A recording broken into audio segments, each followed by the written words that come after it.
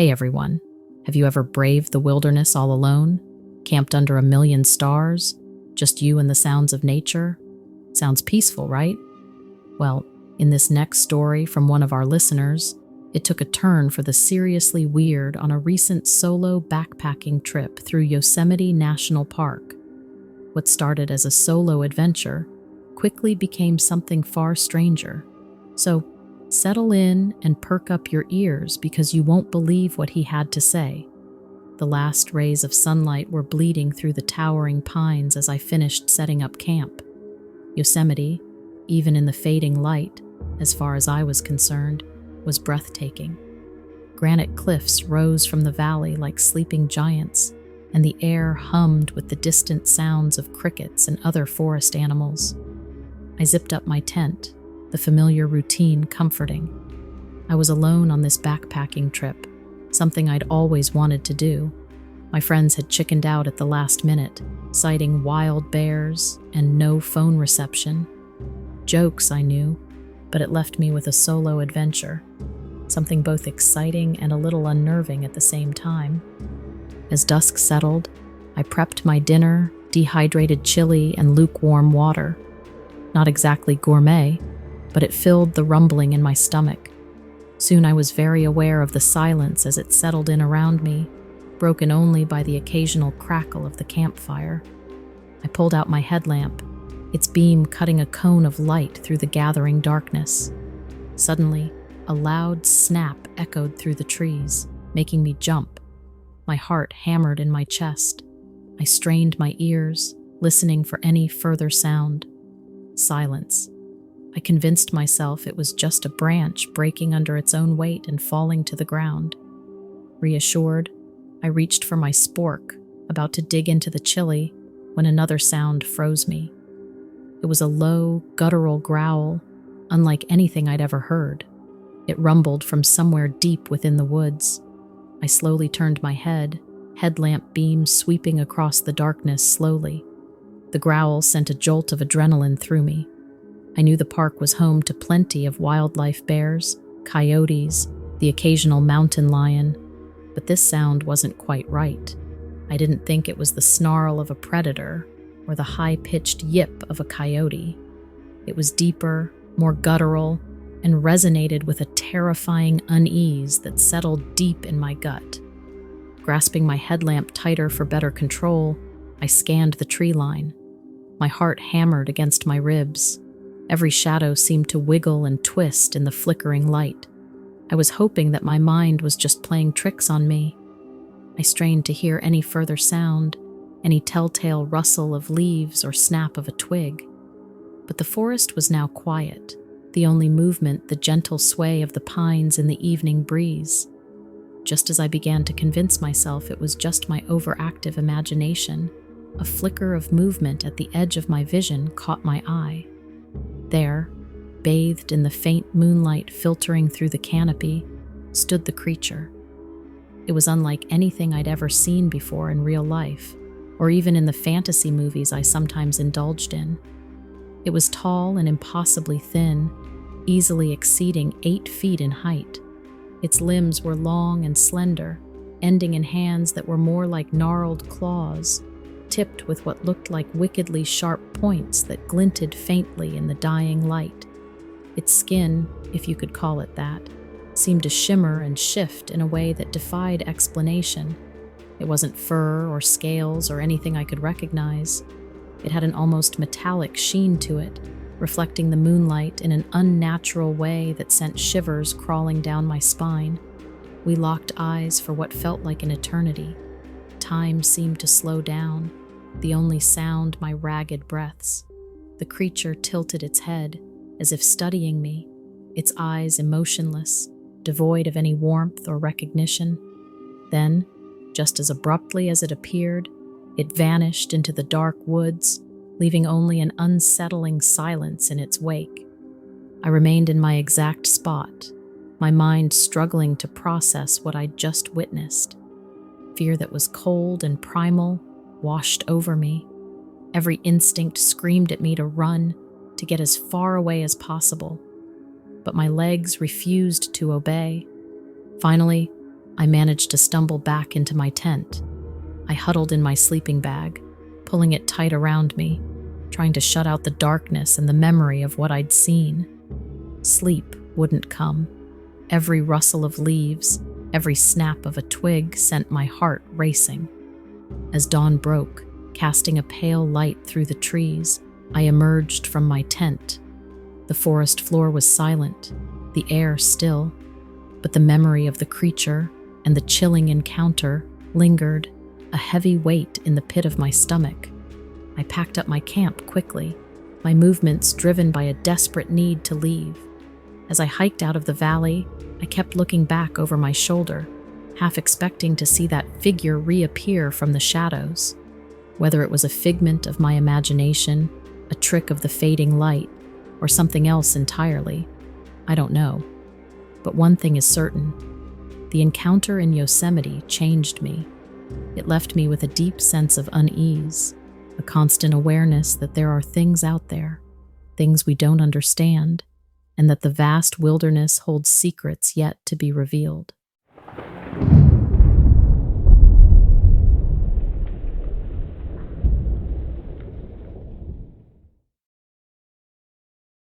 Being a college student at the University of Alaska Fairbanks, I wasn't exactly a stranger to the Alaskan wilderness.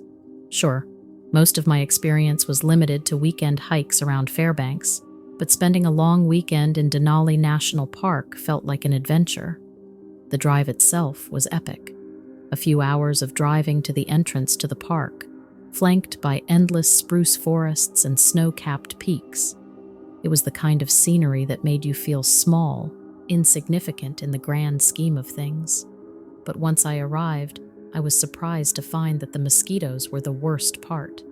They were relentless, a hungry cloud buzzing around my head even through the mesh of my hat.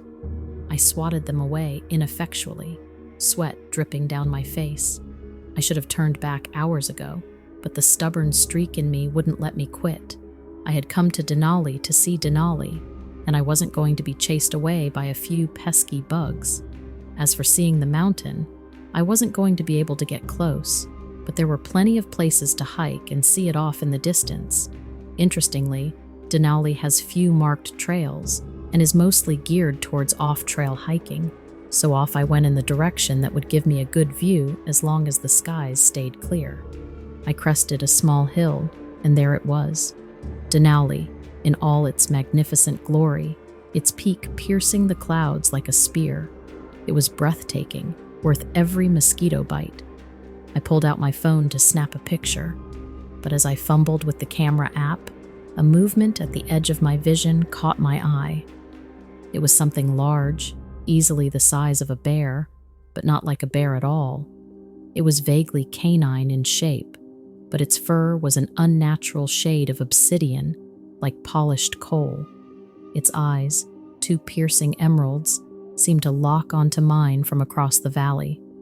For a moment, we were frozen, me, a speck on the vast Alaskan landscape, and this thing staring me down. Then, it let out a sound that confused me beyond belief. It wasn't a howl or a growl, but a high-pitched keening, like the wail of a banshee. It started as a low, mournful whine, then crescendoed into a piercing shriek that echoed through the valley, bouncing off the distant peaks. It was a sound so alien, so utterly devoid of anything I'd ever heard from any animal, that it sent a primal jolt of fear through me, momentarily paralyzing me. My mind raced, desperately trying to make sense of what I was witnessing. Was it some bizarre bird call I wasn't familiar with? I had no idea at all. But as the creature continued its otherworldly keening, a cold certainty settled in my gut. It was no natural sound. It was a deliberate vocalization, a chilling message that I think was meant for me. The fear that had initially paralyzed me melted away, replaced by an intense urge to flee. I turned on my heel and began sprinting down the slope, the unearthly sounds growing fainter with every frantic step I took. I didn't dare look back, afraid of what I might see, or worse, what might be following me. I didn't stop running until I burst into the ranger station, chest heaving, lungs burning. The ranger, a grizzled old man with a shock of white hair, looked up from his paperwork, his eyebrows raised. "Something wrong, son?"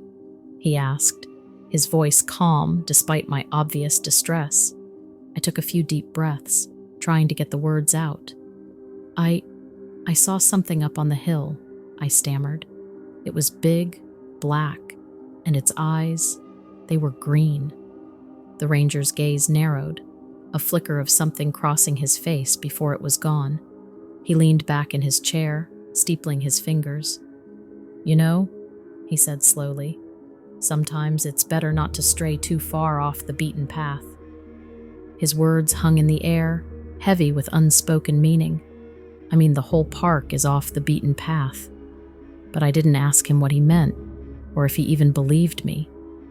I just nodded, a cold dread settling in my stomach like a stone. The ranger's gaze held mine for a beat longer, unreadable, before he gestured towards the door. "You look like you could use some water. Head on over to the visitor center. They've got some good coffee there, too. Helps chase away the chills, metaphorical or otherwise." His words felt cryptic, but I was too drained to push it. I mumbled a thank you and stumbled out, the image of the obsidian creature seared into my mind. Back at the visitor center, the usual bustle of tourists seemed surreal. I ordered a coffee, the warmth barely warming me. As I sat there, replaying the encounter in my head, a woman with a weathered face and kind eyes approached, her gaze lingering on me. "Rough day, son?" she asked, her voice gentle. I hesitated, then blurted out the entire story, the words tumbling out in a rush. I just couldn't help myself. The woman listened patiently, her expression also unreadable. "You're not the first to see something like that up there," she finally said, her voice barely a whisper. "Some folks call them shadow dogs, spirits of the wilderness." My heart hammered against my ribs. "Spirits?" She nodded slowly. "There are stories, passed down for generations. They say the shadow dogs come to those who stray too far or who disrespect the land." A shiver ran down my spine. I hadn't disrespected the land, at least not intentionally, but the thought of being watched, judged by unseen entities, filled me with complete fear. The woman patted my hand. "Don't you worry, son. You're safe now. Just remember, sometimes the mountains have ways of reminding us who's really in charge." Her words offered little comfort. As I left the park that day, the majestic peak of Denali seemed less welcoming, its snowy slopes shrouded in an unsettling mist.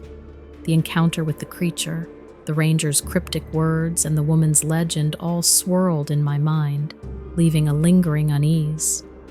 I may have left Denali National Park, but the experience stayed with me long after I crossed its borders. Whether it was a figment of my imagination, a trick of the light, or something else entirely, I don't know. But one thing is certain, the mountains hold their secrets close, and some encounters are best left unexplained.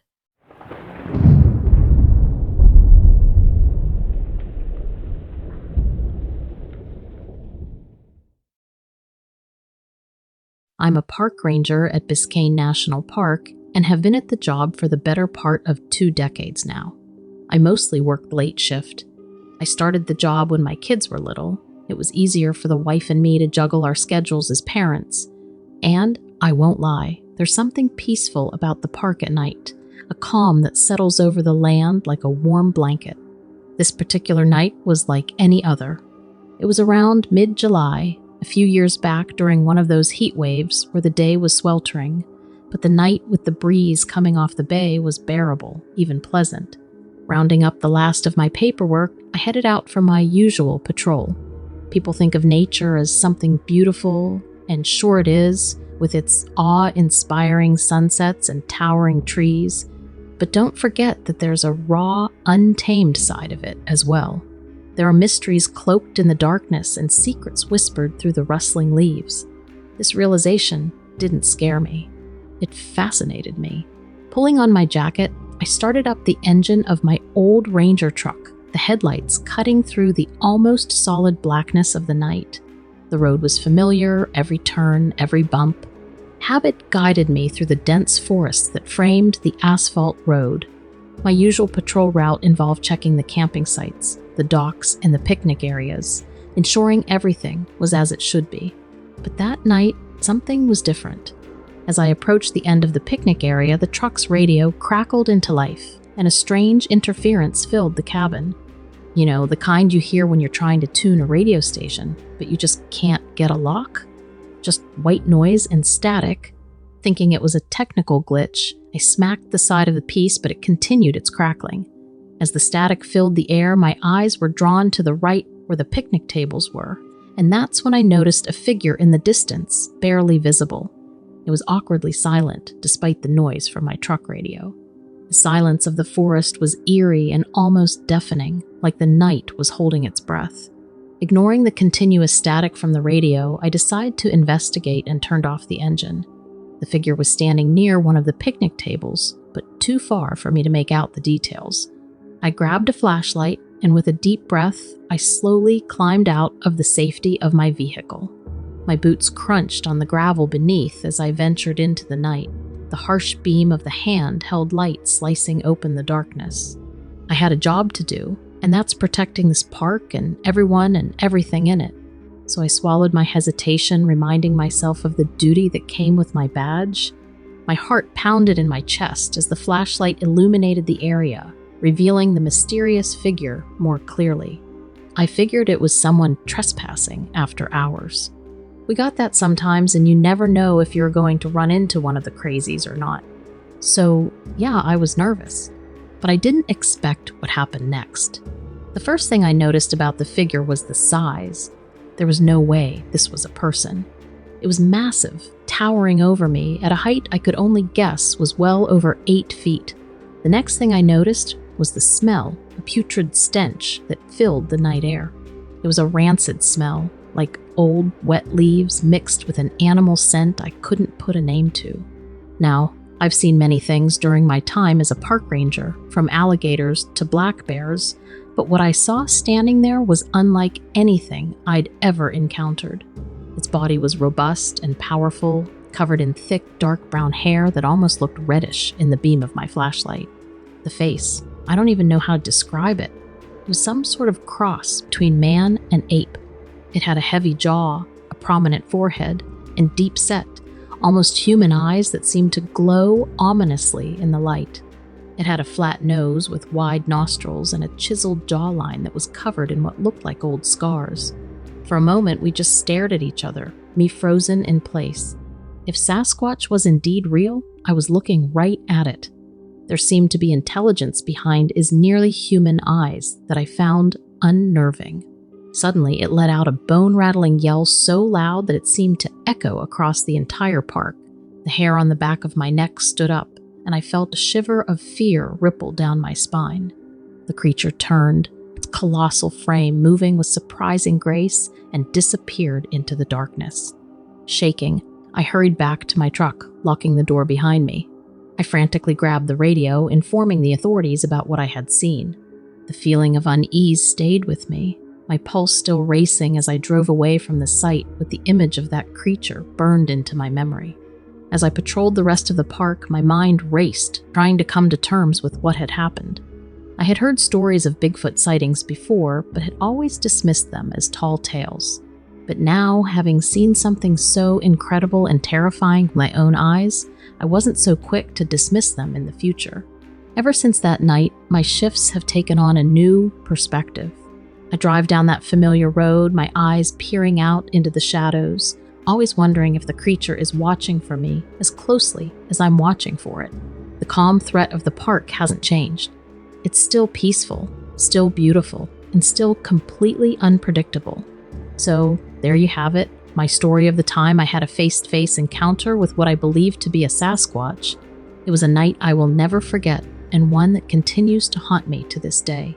I still patrol the same park, drive the same roads, and experience the same peace I always have, but now with an added feeling of trepidation and wonder. I suppose this is what makes these late-night patrols worth it. I never know what I'll find in the shadows.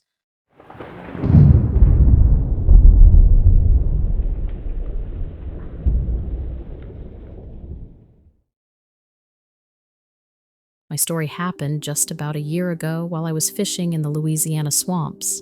It sounds outlandish, but it is what it is, I suppose. I got out to the water that morning at the crack of dawn. The swamp was silent except for the croaking of bullfrogs and the soft rustling of the tall swamp grasses in the wind. Every once in a while, there'd be a splash nearby, fish or frog or something else. Nothing seemed out of the ordinary just then. The whole place was flooded in the morning mist. There was a mystical air to it, enchanting in a way, but I had seen the waters like that so many times before that all I felt was a familiar sense of being home. I think I probably spent more time out there than I did at my own house. There's a simplicity to it that kept bringing me back. The only thing I had to worry about was the task at hand. Nothing else mattered but what I had on the end of my rod. I spent a lot of time alone out in that swamp, but it didn't used to be that way. You see, my old man taught me how to fish, and we spent hours upon hours out here together. He's not around anymore, but I still like to imagine he's there with me from time to time. I've lost count of the times I've watched the sun rise while sitting in this boat, lying in the water, with nothing but stillness around me. It brings back memories, even if I'm not catching. But that isn't what I'm writing in about. There's more than fish and frogs out there in the swamp, as I was about to find out. That morning, after I'd set the boat afloat, I got down to my usual routine. I laid out my gear, baited the hook on my old reel, and then I cast the line out, watching it disappear into the brackish swamp water, breaking the still reflection with a soft plop. And then I settled in to wait. I pulled my wide-brimmed hat low to block out the sun, and I kicked back. Everything was normal until, all of a sudden, it wasn't. I'd begun to notice ripples forming in the water close to the edge of the swamp. Now, I don't scare easy, I can tell you that. I've lived in these parts long enough to know there's gators in these waters, and you don't get out of the boat for nothing. But somehow, this felt different. There was a sense of unease that I couldn't shrug off. Like some primal instinct awakened a warning in me.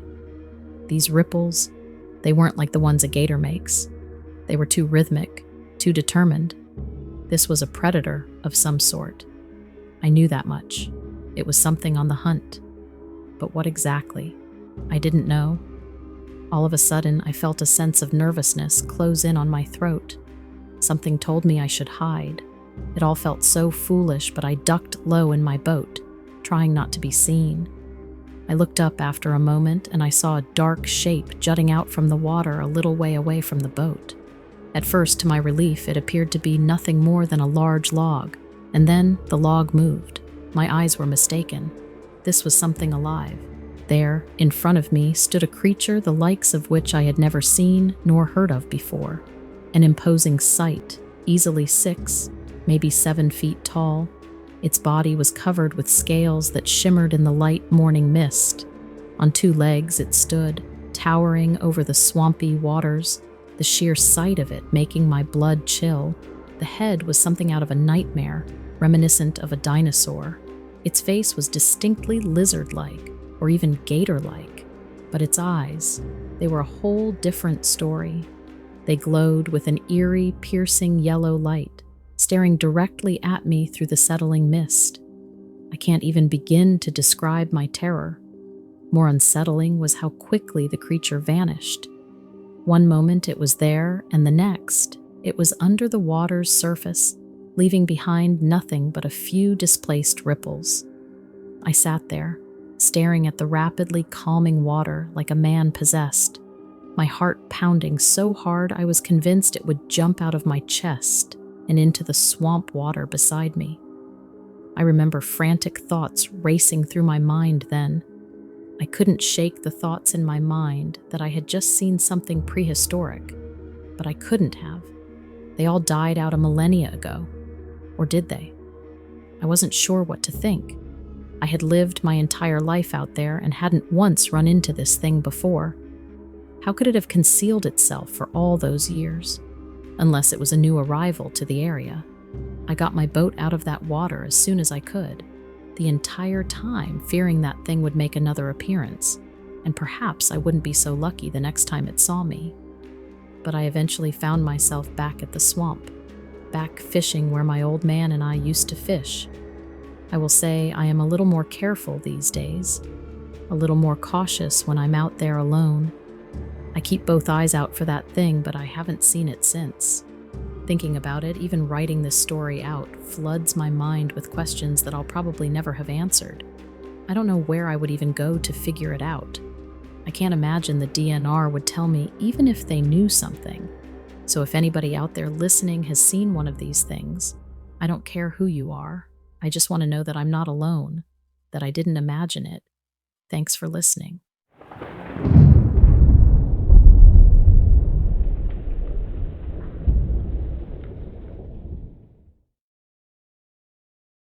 It happened about 6 months ago, during a weekend getaway to the Smoky Mountains of Tennessee.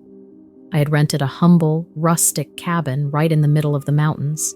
If you've never been to the area, the mountains of Tennessee are a little different than the ones out west. The woods around here are so dense that you can barely see 5 feet in front of you. I love the isolation, but it was a little eerie sometimes. People get lost a lot out here. It's the kind of place you step off the trail for a moment, and then suddenly you get turned around and can't find it again. I made a point to get myself a good map and stay on the marked trails.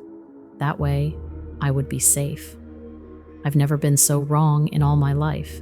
The first day at my cabin was calm and rejuvenating, completely as expected.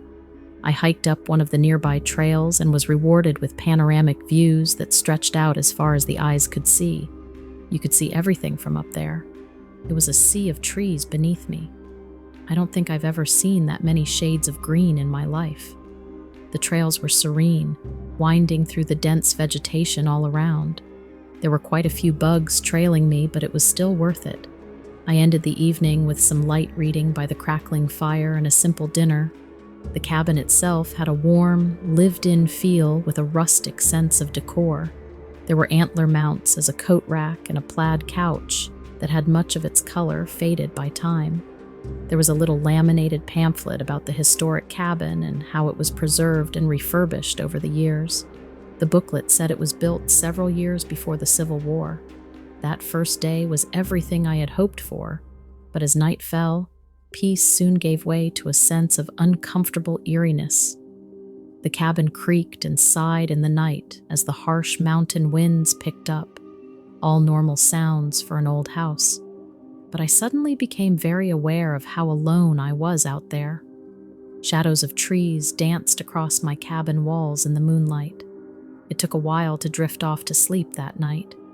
I had the feeling that something unnatural was afoot, but I didn't have any evidence to support my feelings. I convinced myself that there was a logical explanation, and that was that. The second day, I headed for a hike in a different direction. As soon as I got into the woods, everything seemed right in the world.